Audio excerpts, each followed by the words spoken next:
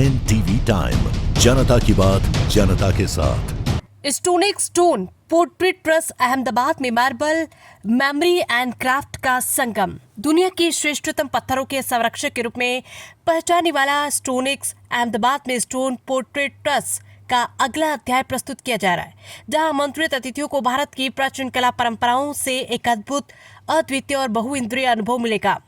बेंगलुरु और चेन्नई में सराहना पा चुके स्टोन पोर्ट्रेट ट्रस्ट का ये सफर अब अहमदाबाद पहुंचा, एक ऐसा शहर जहां धरोहर, शिल्प और समकालीन कला का संगम होता है। इस कार्यक्रम में मेहमान ने अनुभवात्मक दुनिया में कदम रखा, जहां पत्थर स्मृति बन जाता है और संस्कृति, संगीत तथा कथाएं उसकी कहानी कहती है। अहमदाबाद संस्करण का आकर्षण आई एम कॉटन इस प्रस्तुति का मुख्य केंद्र है। शिल्पकार शेख का नया installation I am cotton. Ahmedabad संस्करण का आकर्षण आई एम कॉटन इस प्रस्तुति का मुख्य केंद्र है। शिल्पकार शेख का नया इंस्टॉलेशन आई एम कॉटन।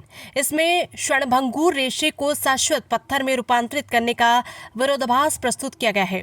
कलाकार करारा एक्स्ट्रा मार्बल्स को, जो ऐतिहासिक रूप से पुनर्जागरण की पवित्रता और आधुनिकतावादी औपचारिकता का प्रतीक रहा, कपास की गांठों और फलों जैसी आकृतियों में तराशते हैं। सुबह पर प्राकृतिक सतह पर प्राकृतिक असमानताओं को बनाए रखा गया, जो कोमलता, हल्कीपन और सांस लेने जैसी अनुभूति कराते हैं। लेकिन ये कोमलता वास्तविक नहीं, बल्कि पत्थर की कठोरता में गढ़ा गया भ्रम है।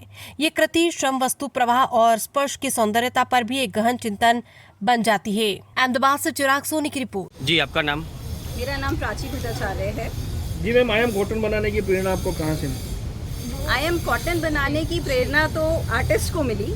हमने तो आर्टिस्ट को प्रेरित किया कि वो इस मीडियम में कुछ नया किस्म से ट्राई करें, और ऐसे ही हम कई सारे इनिशिएटिव्स ले रहे हैं, जहाँ पे हम यंग, इमर्जिंग और मास्टर आर्टिस्ट के साथ इस मीडियम में काम कर सकें। हम ऐसी कई सारी वर्कशॉप्स कर रहे हैं आर्टिस्ट के साथ और उनको ये अपॉर्चुनिटी दे रहे हैं। हमने जब सारी दुनिया घूमी तो हमने देखा कि ये मीडियम के लिए कितनी एक अवेयरनेस की ज़रूरत है। ऐसे वर्ल्ड में बहुत सारे आर्टिस्ट हैं जो इस मीडियम के साथ बहुत ही बेहतरीन काम कर रहे हैं। तो हमें लगा कि यहाँ पे हमारे देश में भी उसके लिए हमें एक्सपोजर देने की ज़रूरत है, और हम उस मीडियम के साथ एक नए किस्म से आर्ट बना रहे हैं। आप ये देखेंगे कि पिछली इतनी जनरेशंस और सिविलाइजेशंस में जब भी हमें कुछ मॉन्यूमेंटल बनाना था तो हमने हमेशा पत्थर में बनाया, और वही चीज़ को समझते हुए हम इस आर्ट फॉर्म को आगे लेके जा रहे हैं। मैम, अहमदाबाद ही क्यों चुना और आपका अगला कदम क्या होगा? अहमदाबाद एक बहुत ही अहम शहर है हमारे लिए, इसीलिए हमने अहमदाबाद चुना। यहाँ पे अहमदाबाद और पूरा गुजरात में कहूँगी, यहाँ पे इतने सारे इतना सारा टैलेंट भरा हुआ है, इतने सारे आर्टिस्ट हैं। आज हम सुबह से ये सारे आर्टिस्ट से मिल रहे हैं, इतने सारे आर्टिस्ट से मिल रहे हैं, तो हम बहुत प्रेरित हैं शहर से आर्टिस्ट को लेके, और बहुत फूट के टैलेंट भरा हुआ है यहाँ पे इस शहर में। तो इसीलिए हमने इसको चुना, और आने वाले स्टेप्स तो बहुत ही बेहतरीन हैं।